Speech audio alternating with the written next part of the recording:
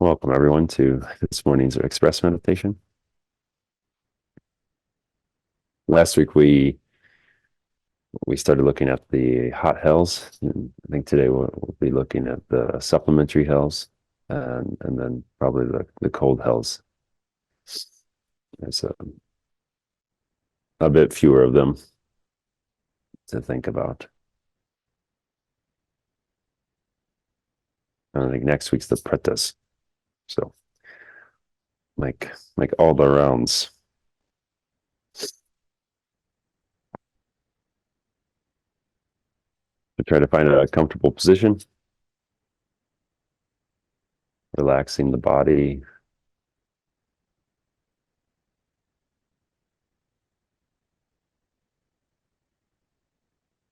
Because the body's not meditating, but the mind and the body are connected, and so they can distract each other. So if we can settle the physical energy of the body a bit, then the mind becomes a bit more pliable or accessible.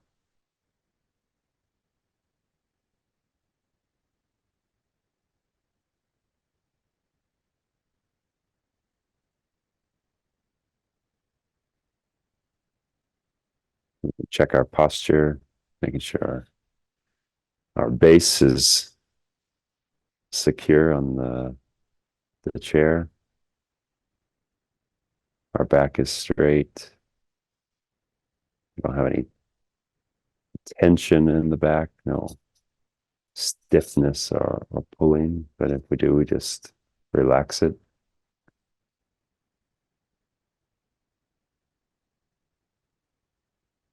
And the arms hanging gently to the side.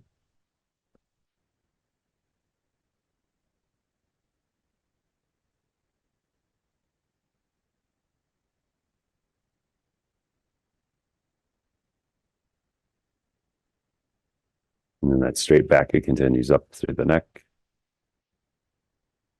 and through the crown of the head. Think there's a string at the crown of our head, and it's gently pulling our entire body, the whole skeleton, all the bones, all the structures, gently pulling it towards the ceiling. Pulling without any tension, just straightening it out.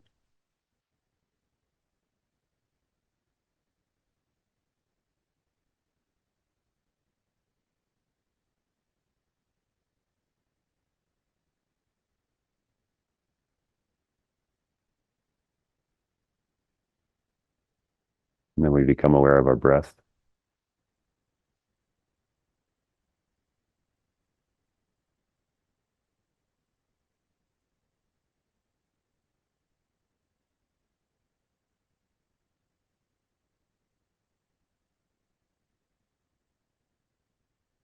You can think that when we breathe in, all the oxygen goes to every cell in our body, every cell into our hands, into our feet, and all the cells along the way, and just nurtures them.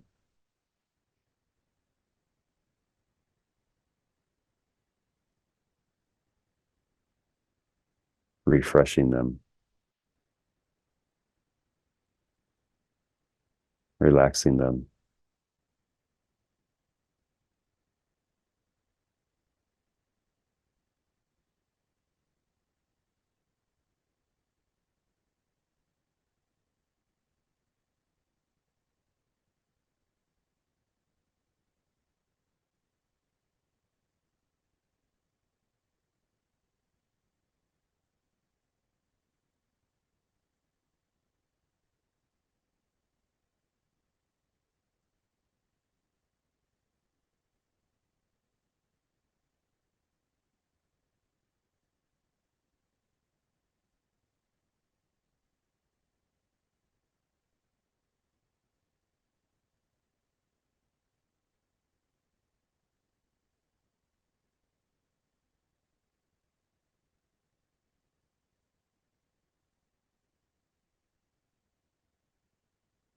then we bring to mind our motivation, thinking about why we're meditating, why we want to meditate on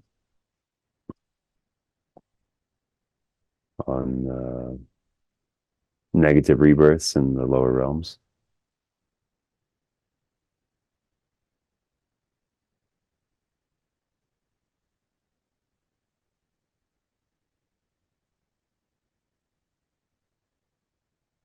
And thinking that we're meditating not just for ourselves, but for everyone around us,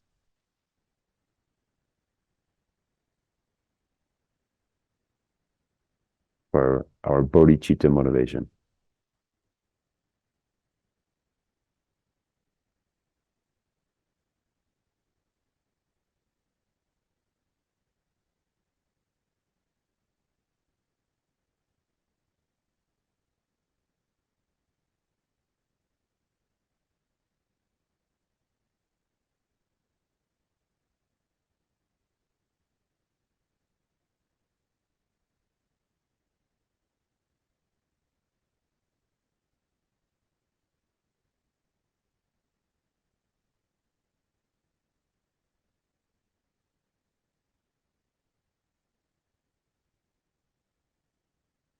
So when we look at these rebirths in the supplementary hells, they're they're actually just outside um, the gate of the hot hells. So they're right next door. But the suffering is slightly less. It's not it's not as intense. And there are four supplementary hells.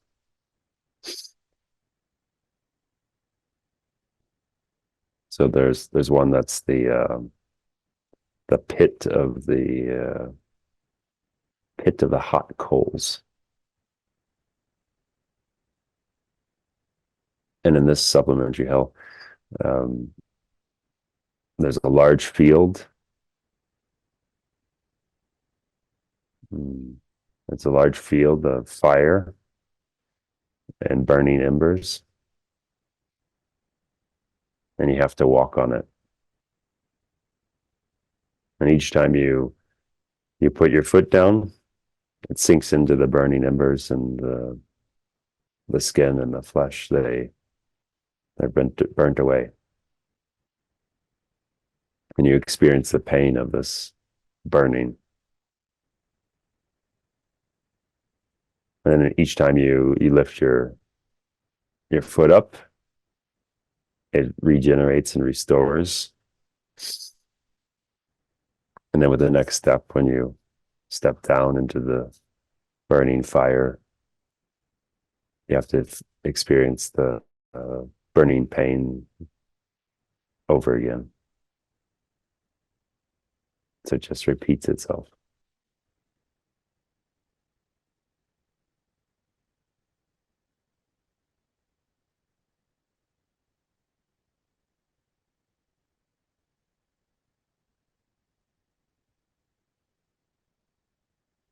And then there's another supplementary hell where it's like a big swamp of excrement. And you're made to enter this swamp, and you have to remain there um, until your karma is finished.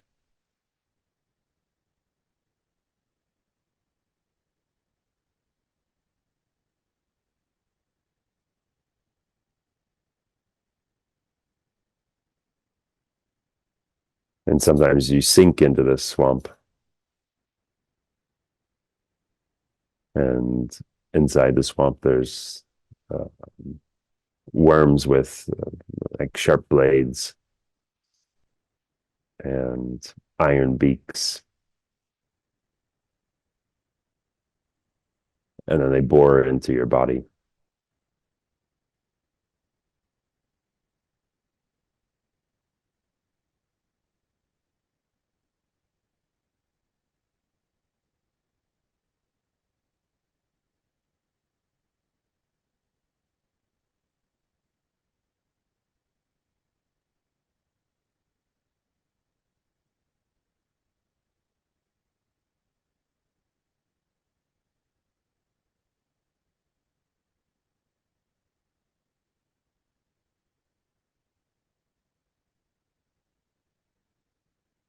And then there's another supplementary hell, which is the road of razor edges.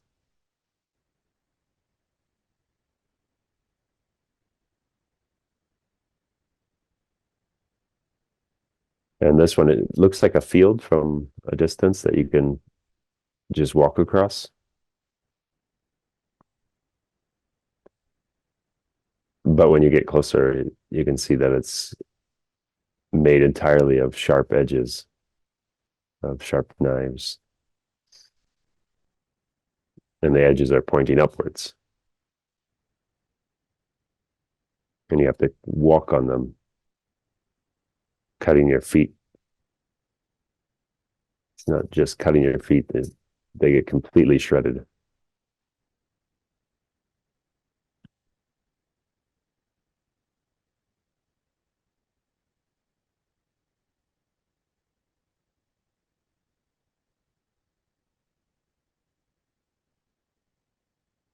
And then as you're walking, you see a tree, a shade tree, and you think that's your refuge. And as soon as you get there, then you can rest under the shade tree because there doesn't appear to be any sharp knives there. But as soon as you get to the shade tree, you find that their leaves are made of swords.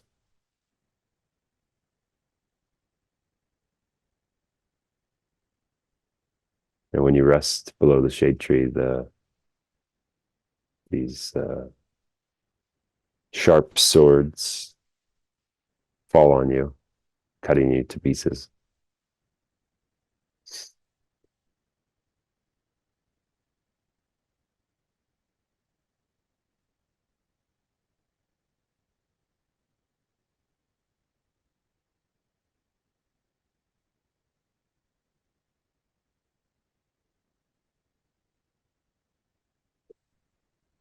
And then you try to escape across the field again,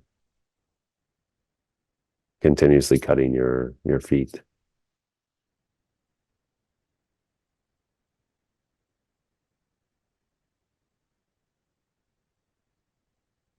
So this continues on and on until the until this karma is exhausted.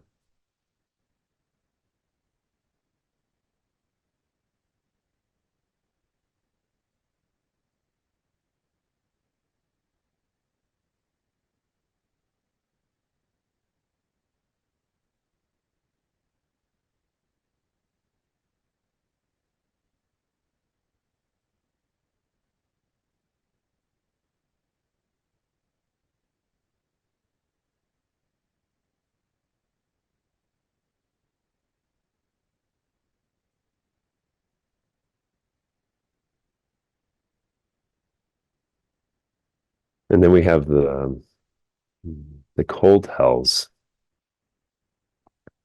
which also um, bring suffering and are brought on by um, the limitless possible wrong actions.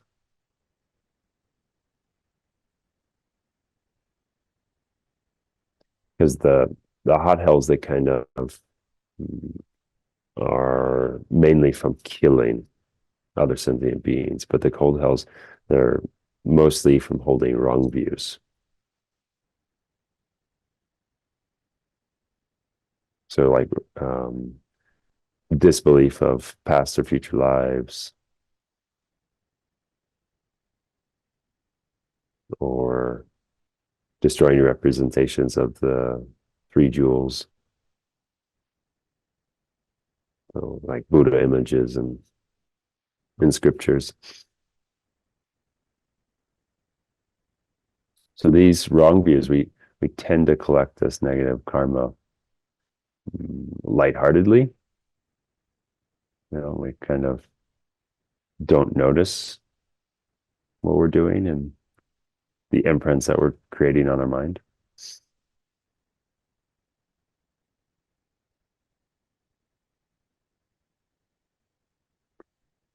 So when you're reborn in a cold hell, you find yourself in this extensive ground of ice.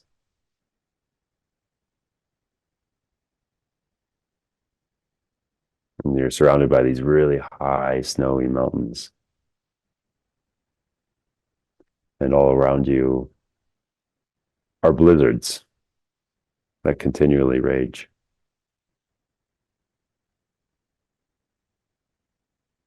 So it's not like the mountains that you go skiing and it's nice and beautiful and snowy and sunny.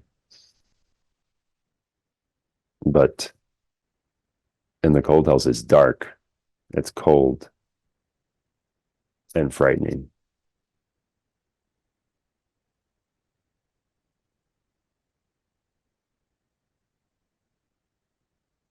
And it's not difficult to be born there because you don't even need a father or mother. You just appear there.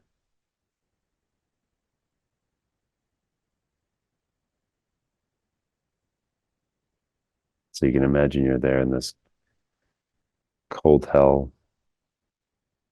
You're completely naked, you're shivering. So naturally, hundreds or if not thousands of blisters appear on your body.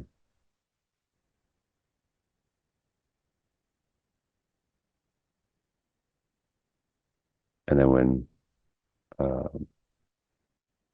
these blisters, they fill with liquid.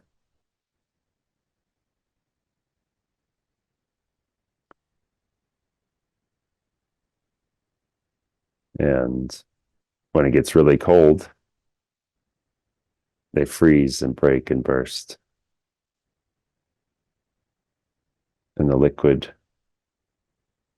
runs out of your body and freezes again.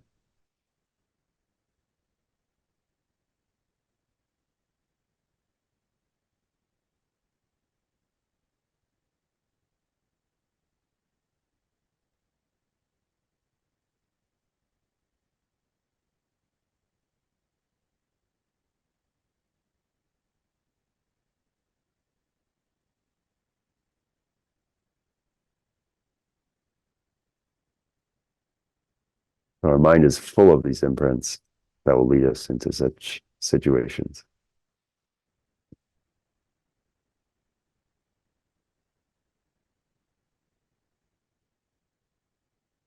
Unless we practice the means now to be rid of them. So the choice is ours.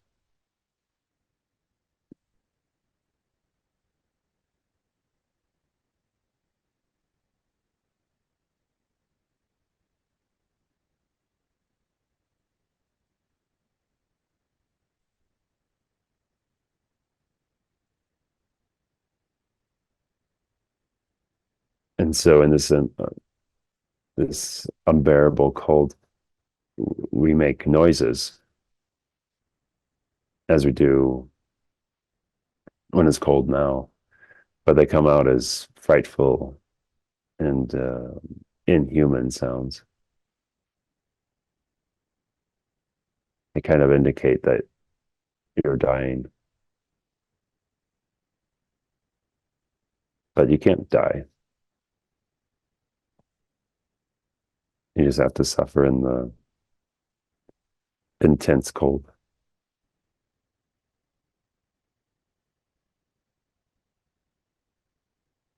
And then it gets colder and your teeth stick together, almost as if they're glued together. And then you can't make any more sounds.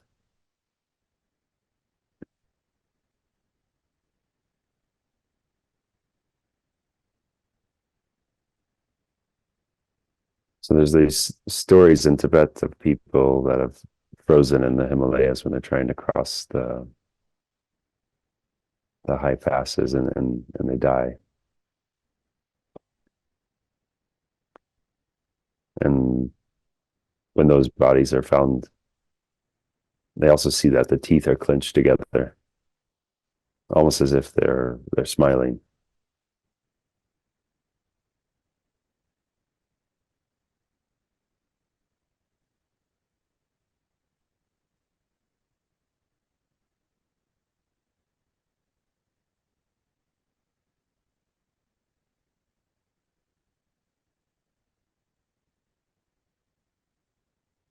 And then when the cold becomes even more terrible and even colder,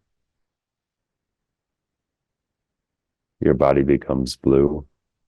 It's hard like ice. And then it starts to crack.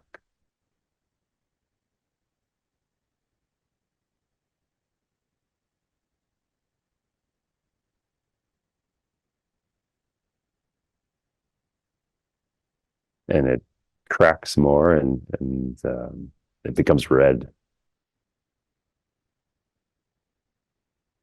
And from the many cracks, all the body fluids they flow out and freeze.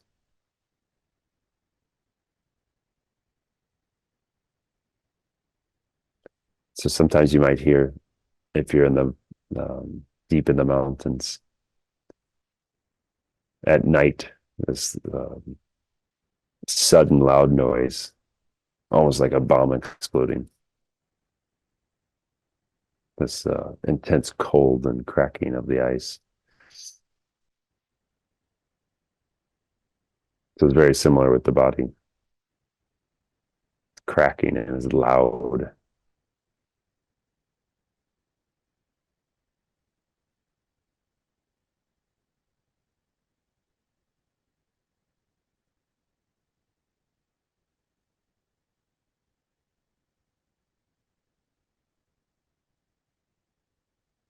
So if you think about it,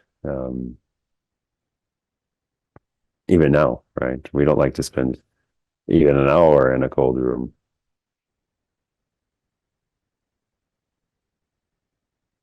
but the suffering of these cold hells, um, goes on for countless years, much longer than the hot hells.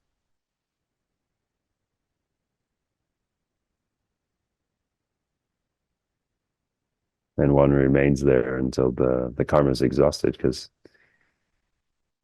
it's impossible to practice the dharma in such a state. So we can't purify the karma. So it doesn't get exhausted other than through the experience.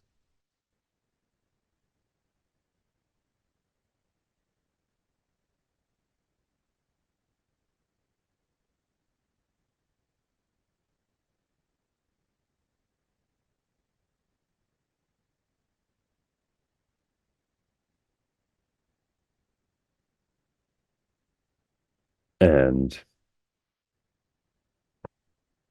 if your karma is not exhausted after experiencing the cold hells, it's not completely destroyed, then you're simply um, reborn automatically in a similar hell in another world.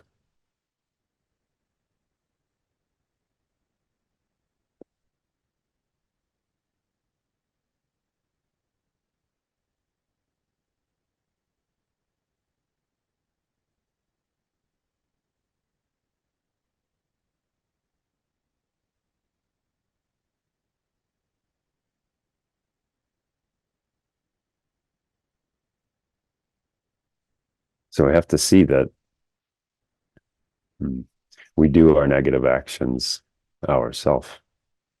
We create them.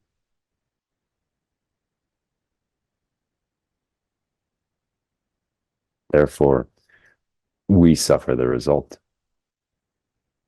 Oneself, not someone else, not our neighbor, not our friend, not our family. So we can't share it. We experience what we create.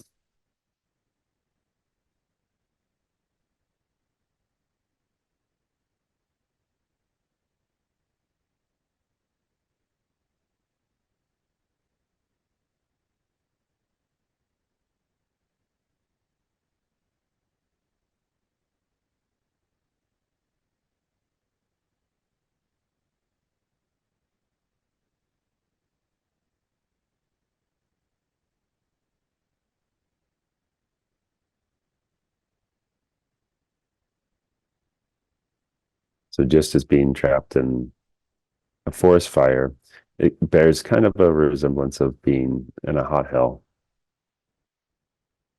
And there are cold places on Earth as well, full of ice and snow on high mountains. And these resemble the cold hells.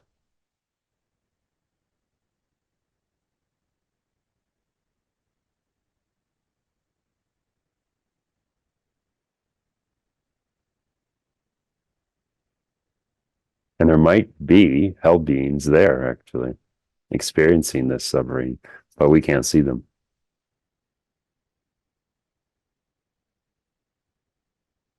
That's because our karma is so different.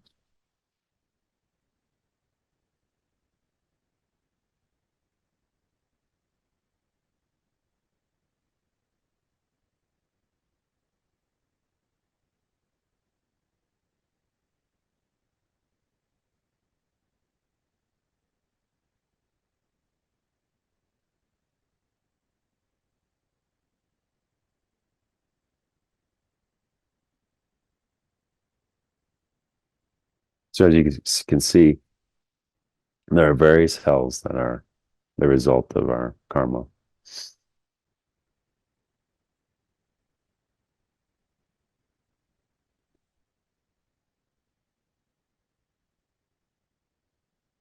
And they ripen in different ways, a very intricate system that's hard for us to imagine or hard for us to actually see. Well, it's hard for us to see the direct results and the connection, but it's not so hard for us to see that uh, negative actions and that creates negative karma, creates a suffering that is also negative.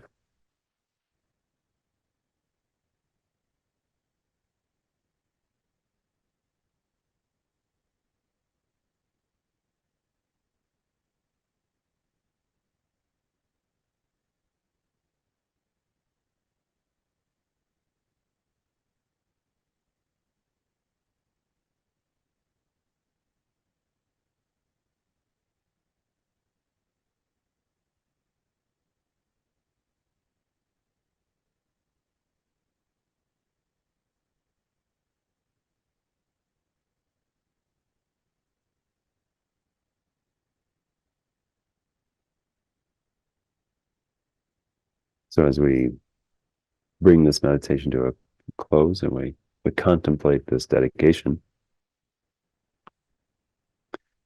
we can dedicate to um,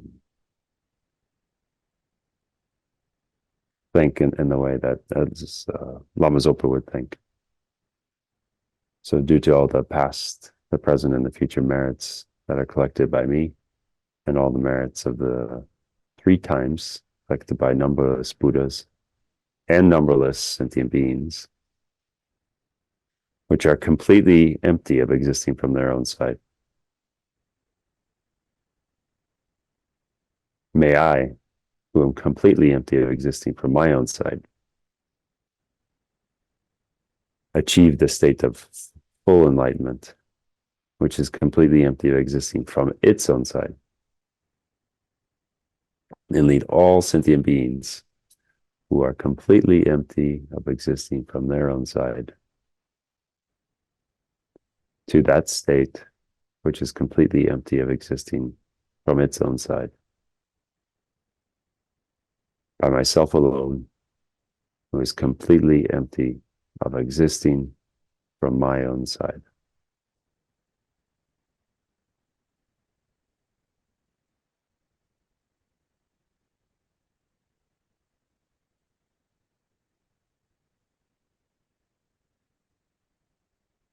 Thank you, everyone.